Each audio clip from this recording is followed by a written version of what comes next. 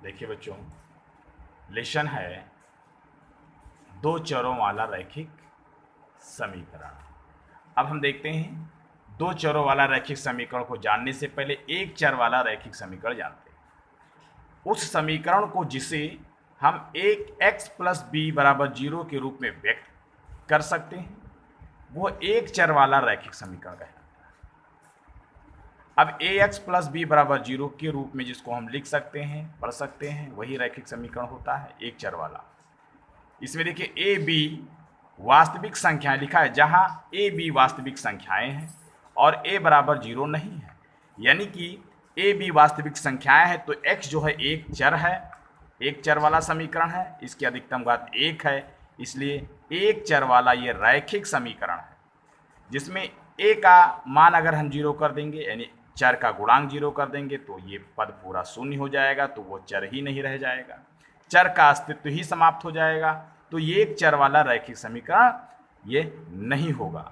इसलिए एक चर वाला रैखिक समीकरण होने के लिए x का जो गुणांक है वो कभी शून्य नहीं होना चाहिए, ये शर्त रखता है।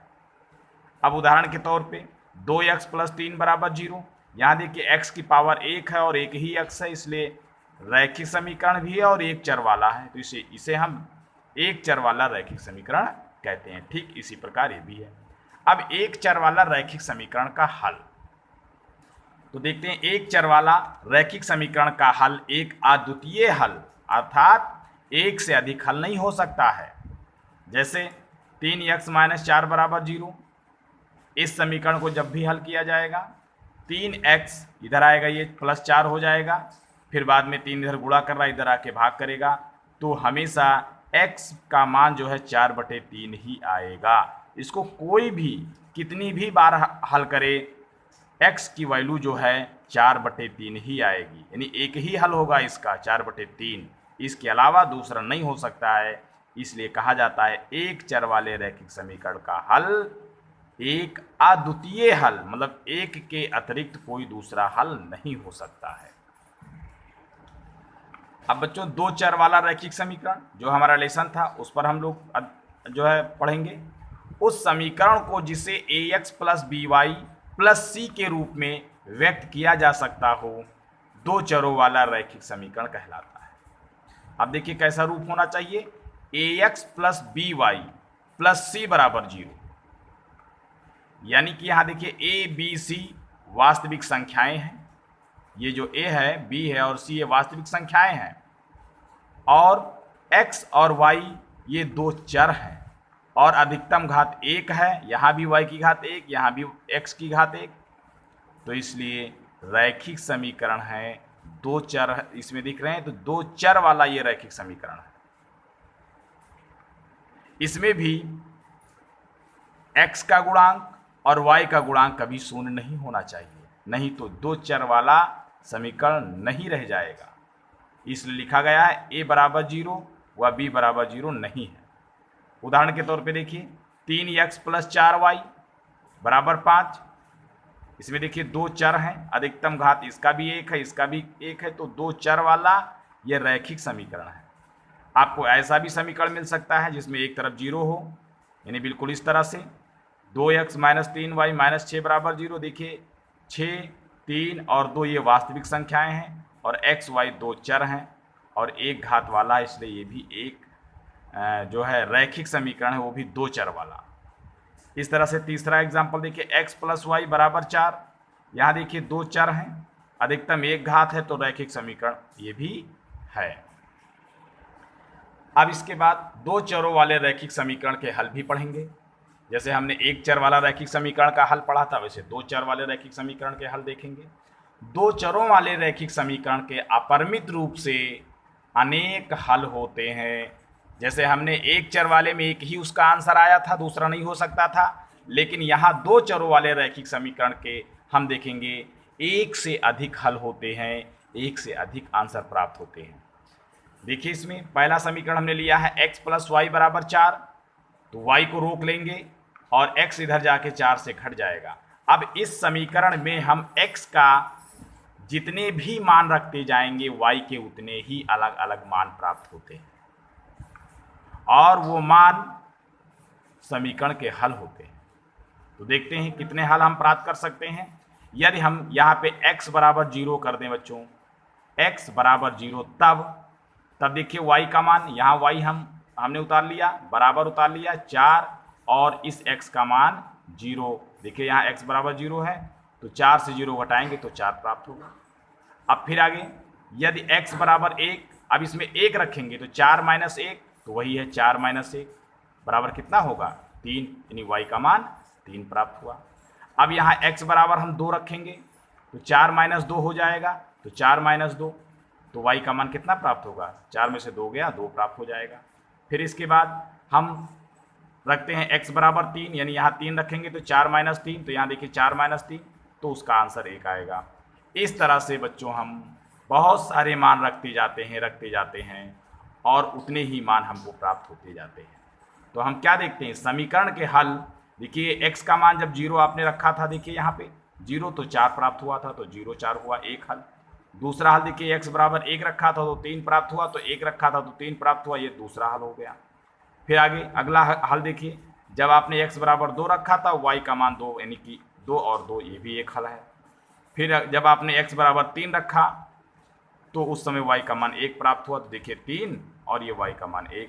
तो इस तरह से ये समीकरण के हल है।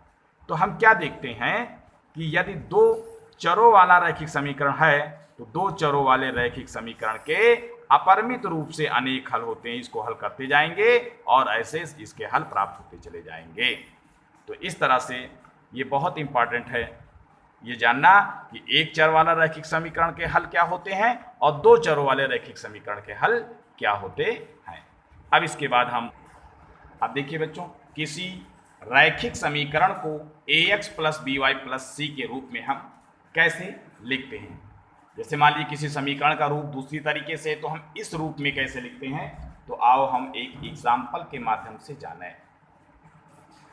जैसे हमने लिखा 4x प्लस 3y बराबर 5, तो इसको इस रूप में यदि लिखना है तो लिखेंगे ax plus by plus c बराबर 0 के रूप में देखिए इसको इधर ले आएंगे 4x प्लस 3y और इसको इधर लाएंगे, ये माइनस हो जाएगा और इधर 0 हो जाएगा। तो इस तरह से इस समीकरण को हम इस रूप में हमने प्राप्त कर लिया। ये हमारा पहला एग्जाम्पल था। दूसरा एग्जाम्पल, अगर कोई समीकरण इस तरह से दे रखा है 4x माइनस 5 बराबर 3y, तो इसको भी हम इधर लाएंगे, यानी कि इधर शून्य कर देंगे। क्यों? क्योंकि देखिए आपका जो ये पक्ष है ये शून्य है, तो 4x माइनस इसको लाएंगे तो प्लस हो जाएगा 3y और ये माइनस 5 इधर है, ये 0 हो जाएगा। तो ये भी इस तरह से हम ax plus by plus c के रूप में हमने प्राप्त कर लिया। अब बात आती है कि कोई भी समीकरण है आपके पास और उससे a b c का मान प्राप्त करना है। तो देखो एक एग्जाम्पल हम लिखते हैं। उदाहरण के तौर पे यहाँ भी x माइनस 4 बराबर 5y को ax plus by plus c बराबर 0 के रूप में लिख कर a b व c का मान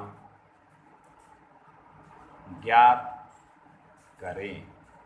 अब देखिए बच्चों, पहले तो एक समीकरण ax plus by plus c के रूप में नहीं है, तो हम लिखेंगे हल में। देखिए समीकरण आपका है x माइनस 4 बराबर 5y। अब लिखेंगे यहाँ ax plus by plus c बराबर 0 के रूप में। तो ये रूप में देखिए क्या प्राप्त होगा, कॉमा लगा दीजिए, x ये इधर आएगा तो माइनस 5y और पहले से माइनस 4 इधर है, इधर हो गया 0। अब हम इसकी तुलना कर देंगे।